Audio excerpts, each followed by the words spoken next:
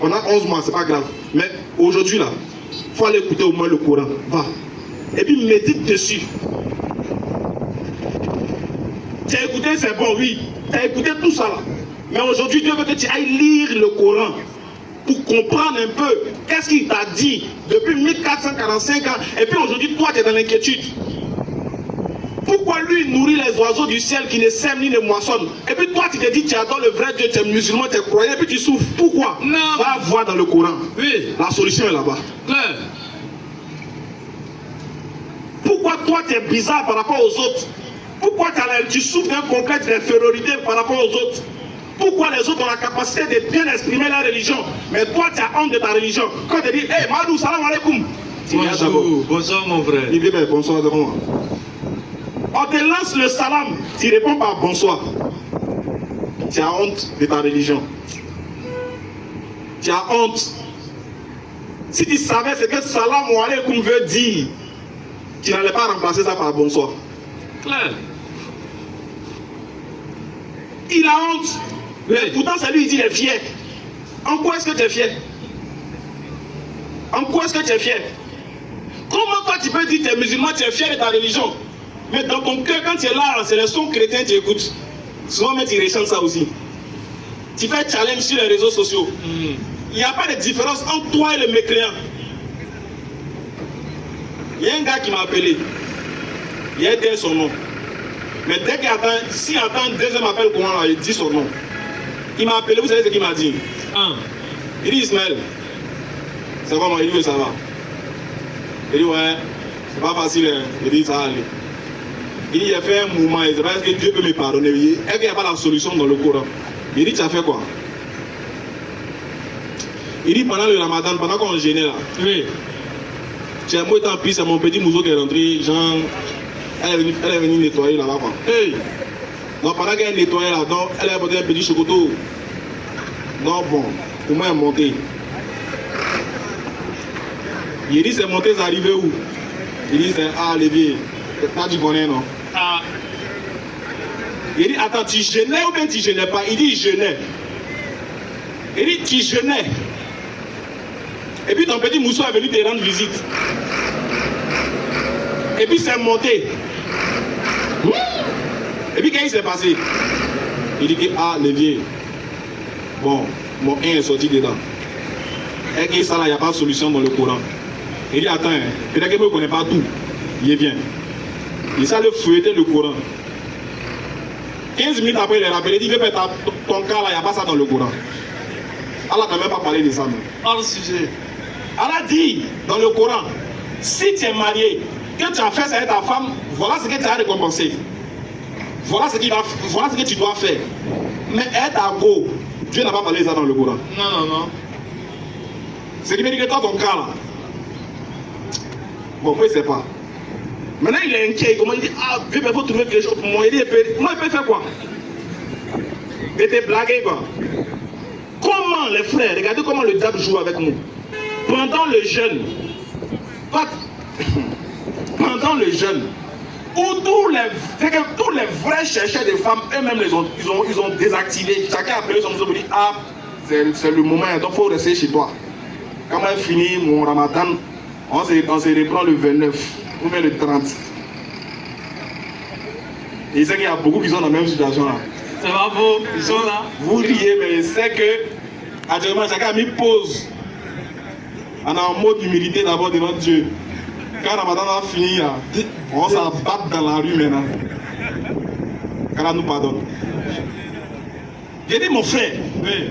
Dieu même parle dans le Coran de l'homme qui fait ça avec sa femme. D'abord, Dieu interdit la fornication. Oui. En plus de cela, toi, tu n'es pas marié. Dieu envoie le Ramadan pour que toi, au moins, toi qui n'es pas marié là, tu arrives à jeûner, non? Pour que tes désirs et tes passions, tu arrives à les surmonter. Mais en plus de cela, toi, dans le Ramadan, ton petit mousseau est venu laver chez toi.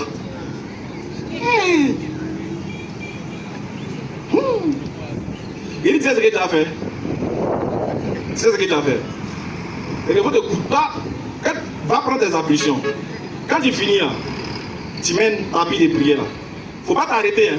Toi, il faut te coucher pour demander pardon à Dieu. Mais si tu t'arrêtes, mais c'est trop fidèle, mais bébé, je vais t'arrêter. Non, on ne va pas t'arrêter, il faut te coucher. Qu'Allah donne la bonne compréhension. Surat 2, verset 183 ici là. Vas-y, frère. Le verset 183. Non. Oh les croyants, Dieu dit, oh les croyants, on vous a prescrit à Sia, on vous a prescrit le jeûne du mois de Ramadan, oui. comme on l'a prescrit à ceux d'avant vous. Ils disent que vous n'êtes pas les premiers à obtenir ça. J'ai donné ça aussi aux autres. Voilà pourquoi il y a d'autres peuples qui gênent, il y a d'autres confessions religieuses qui gênent. Vas-y. Ainsi, attendrez-vous à la piété. Dieu dit que le jeûne nous a été institué afin qu'on atteigne la piété. C'est-à-dire que le musulman, quelqu'un qui se dit musulman qui gêne, qui n'a pas été pieux dans ce mois-là, lui n'a pas gêné. Il a fait une grève de faim. Donc l'objectif de t'amener à gêner, c'est pour te rendre pieux. Vas-y frère. Pendant un nombre déterminé. Dieu dit pendant un nombre déterminé. Quiconque d'entre vous est malade. Dieu précise ici. Parce que chaque fois que la période arrive, il y a des gens qui vont forcément dire qu'ils sont malades. Il y a des gens qui vont forcément trouver le prétexte d'être malades. Bon, ça peut arriver aussi que d'autres aussi sont vraiment malades. Qu'est-ce que Dieu dit? Quiconque d'entre vous est malade. Quiconque d'entre vous est malade. Ou en voyage. Ah, écoutez bien le verset, ne m'appelez plus pour demander. Hein. Ne m'appelez plus pour dire, mais Israël, quand on est malade, on fait comment? Voici les... Dieu va départager chaque cas. Ceux qui sont malades, vas-y. Ou en voyage. Ou celui qui voyage pendant le Ramadan là. Si tu voyages, ou bien tu es malade, écoutez bien ce que vous devez faire, vas-y. Devra jeûner un nombre égal d'autres jours. C'est-à-dire, si pendant ta maladie, ta maladie a fait une semaine, tu ne jeûnes pas pendant une semaine. Voilà la religion normale. Hein. On ne te dit pas de jeûner malgré que tu es malade. Non. Si vraiment tu es malade, tu ne jeûnes pas. Si la maladie a fait une semaine, tu attends. Quand le Ramadan va finir, là, tu vas jeûner une semaine de plus. Tu vas compenser le vide que tu as fait. Si tu es malade, et non si tu as provoqué la maladie, ou tu as inventé. Si tu es en voyage aussi, et que ton voyage peut-être a duré peut-être 3 jours, 4 jours, 5 jours, pendant que tu es en voyage, tu ne jeûnes pas. Parce que quand le musulman voyage, il ne jeûne pas. Le prophète l'a conseillé de ne pas jeûner, parce que le voyage c'est déjà quelque chose de difficile. Du coup, on demande aux personnes de ne pas jeûner quand ils sont en voyage. Maintenant, le nombre de temps que vous allez faire dans le voyage, au retour de votre voyage après le Ramadan, vous devez compenser. Vas-y frère. Mais pour ceux qui ne pourraient le supporter. Maintenant, celui qui sait qu'il peut supporter, celui qui sait qu'il lui peut voyager, peut jeûner tranquillement, ça ne va pas lui déranger. Celui qui sait que voyez, si ma maladie là, ne peut pas m'empêcher de jeûner, mais, ou bien c'est difficile de jeûner, mais je vais jeûner quand même. Vas-y. Mais pour ceux qui ne pourraient le supporter, oui, qu'avec grande difficulté. Celui qui sait qu'il ne peut pas supporter, mais ça sera difficile pour lui, vas-y. Il y a une compensation. Je dis, il y a une compensation. Si tu sais que ta maladie t'a fait une semaine, mais tu ne peux pas rembourser les une semaine, ça sera difficile pour toi. Dieu dit, il y a une compensation. Qu'est-ce que tu dois faire? Nourrir un pauvre. Nourrir un pauvre. Vas-y. Et si quelqu'un fait plus de son propre gré, c'est pour lui. Donc on dit la compensation de celui qui a voyagé, mais qui ne peut pas rattraper ses jours. De celui qui est malade et qui ne peut pas rattraper aussi ses jours, c'est de nourrir un pauvre. Vas-y frère. Mais il est mieux pour vous de jeûner si vous saviez. Mais Dieu dit, il est mieux de jeûner pour vous si vous le saviez. Si tu savais ce qu'il y avait dans le jeûne, quelle que soit ta circonstance, tu allais jeûner. Regardez ce gars-là, il fait. Il te donne les propositions. Il dit si tu veux, si tu sais que c'est chaud, il faut nourrir pauvre, ou bien il faut rembourser, ou bien il faut laisser. Mais, il est mieux de jeûner si tu sais. Oui. Si Dieu te montrait le mérite de ton un jour de jeûne, tu allais vouloir que tous les jours soient un jour de jeûne pour toi. Ouais. Voilà pourquoi elle a dit, si vous saviez, là, vous allez faire l'effort de jeûner. Voilà pourquoi souvent on recommande aux gens de jeûner, frère. C'est important de jeûner. C'est très important. C'est thérapeutique même. Ça soigne. Jeûner là, ça soigne. C'est du bien pour nous. Non. Non seulement c'est un bien pour le corps, mais c'est aussi un bien pour l'âme. Parce que l'âme se souvient de son Seigneur. Et l'âme essaie de se rapprocher petit à petit. Continue mon frère. Le mois de Ramadan au cours duquel le Coran a été descendu. C'est dans ce même mois de Ramadan là, au cours duquel le Coran a été descendu. Quand on dit descendu, c'est pas quitté au ciel et puis fille ou boum, c'est tombé sur le gars là. Non, c'est pas ça. Voilà, c'est pas ça. Quand on dit descendu, a été révélé. Vas-y. Comme dit pour les gens. Vas-y frère. Épreuve claire de la bonne direction et du discernement. On dit c'est une preuve claire de la bonne direction et du discernement. C'est-à-dire que du moment où tu es dans le mois de Ramadan, non seulement tu dois avoir le discernement, tu dois avoir la guidance et tu dois savoir que tu es sur la bonne direction. Donc jeûner fait partie de quelqu'un, ça t'amène à être sur la bonne direction, sur la bonne voie. Ça t'amène à bien te comporter. Mais il ne suffit pas de se comporter seulement dans le mois de Ramadan. C'est-à-dire quoi? Le Ramadan te forme pour les mois à venir, pour les jours à venir, si Dieu te fait grâce. L'habitude que tu auras dans le Ramadan, c'est l'habitude que tu dois adopter dans tous les mois qui vont suivre après. Voilà pourquoi ce mois-là est un mois pour te former, pour former ton corps, pour former ton âme à la crainte révérentielle de Dieu, à t'amener à pouvoir avoir une bonne conduite. Vas-y frère. Donc quiconque d'entre vous est présent en ce mois. Regardez ce que Dieu dit. Quiconque d'entre vous est présent en ce mois. Ça dit, c'est pas tout le monde qui sera présent. Dieu est en train de te dire que c'est pas tout le monde. Et puis c'est vrai. Est-ce que tout le monde est présent dans Ramadan? Il y a d'autres qui sont morts. Il y a d'autres, mais la veille même, ils ont douffé. D'autres qui étaient mieux que toi en matière de finances. Ils avaient l'argent que toi. D'autres avaient la santé que toi. D'autres avaient l'intelligence que toi. Ils avaient la force que toi. Ils avaient le pouvoir que toi. Ils étaient connus que toi. Ils étaient aimés même plus que toi. Mais eux, ils n'ont pas vu Ramadan. Eux, ils n'ont pas vu Ramadan. Toi même là, ils ont des agents de sécurité. Toi là, il n'y a pas que quelqu'un qui te surveille. C'est toi-même qui te débrouille dans l'allée. Mais malgré ça, là, Dieu t'a gardé en vie, t'a épargné de tous les rembats. Il t'a épargné de tous les problèmes et il a voulu que tu sois présent. Il dit quiconque est présent ce mois de Ramadan, là, quiconque est présent, qu'est-ce qu'il doit faire? Qu'il jeûne. Quiconque est présent, qu'il jeûne. Ça, c'est un impératif. Dieu dit quiconque est présent, lui, il doit jeûner. C'est pas négocier, c'est pas négociable, c'est pas à discuter. Si tu dis que tu es fier d'être musulman, tu dois jeûner. Faut pas te dire comment il pêche trop là, est-ce que ça me concerne? Ça te concerne. Faut pas regarder ton comportement pour dire est-ce que tu es propre? Ça te concerne. L'islam est venu pour te rendre propre. L'islam n'est pas là pour ceux qui sont bons. Écoutez-moi bien. Ceux qui se comportent bien là, les collègues de Dieu là, l'islam n'est pas là pour vous. Ceux qui ont bon comportement, écoutez bien. Ceux qui sont bien, ils sont gentils. Les bébés préférés de Dieu. L'islam n'est pas là pour vous.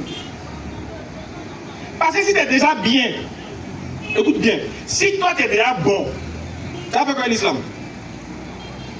Ou bien Ouzaz, si toi tu es déjà bon, toi Dieu t'a rendu bon. Maintenant tu as fait quoi l'islam? Parce que l'islam est là pour te rendre bon.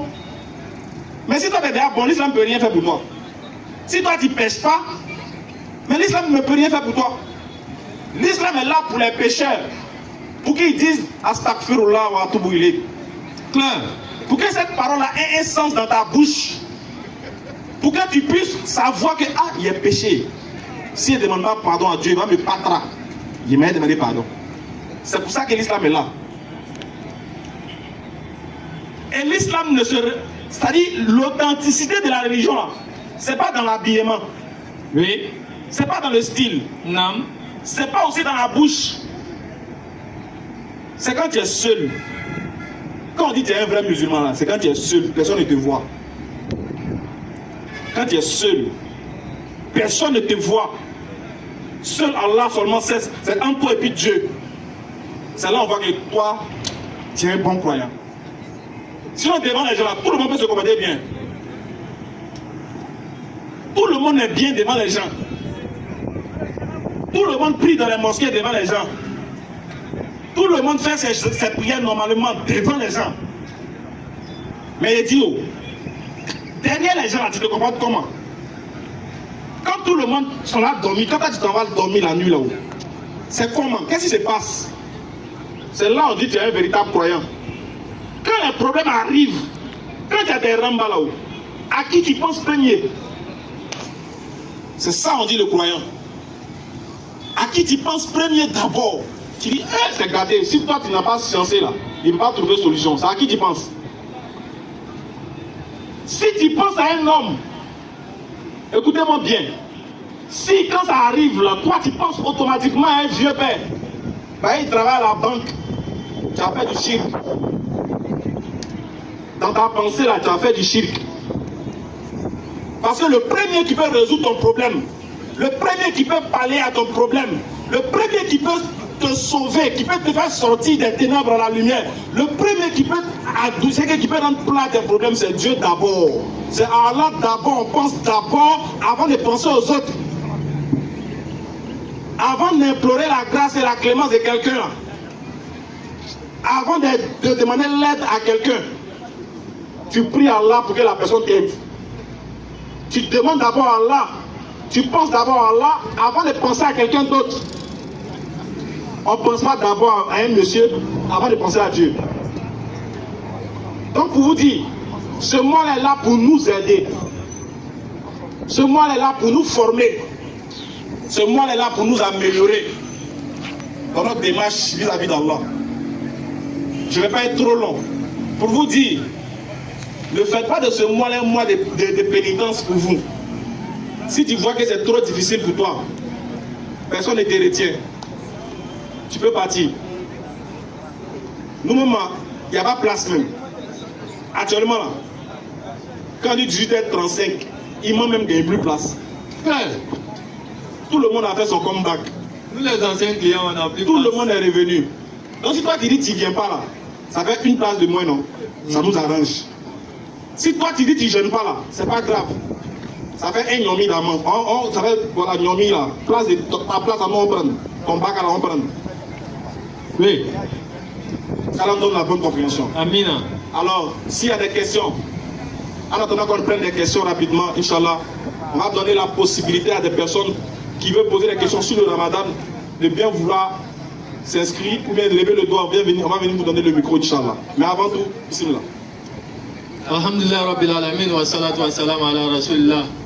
Nous remercions notre dévancé, le capitaine de l'interreligieux Ismaël Aka, Nam, de ses belles paroles. tout ça, il y a quelqu'un qui veut se convertir. Takbir. Allah.